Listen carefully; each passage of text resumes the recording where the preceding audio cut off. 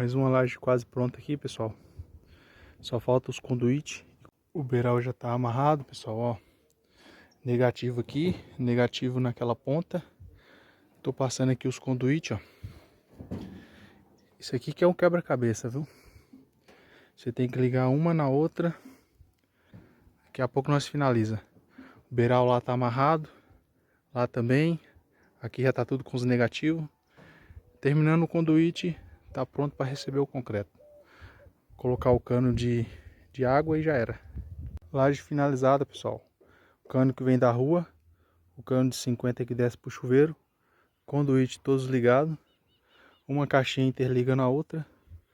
Ali é o cano que vai para a cozinha e lavanderia. Aquele ali é o cano que recebe a internet, um conduíte. E ali é o conduíte que vai receber o fio da rua.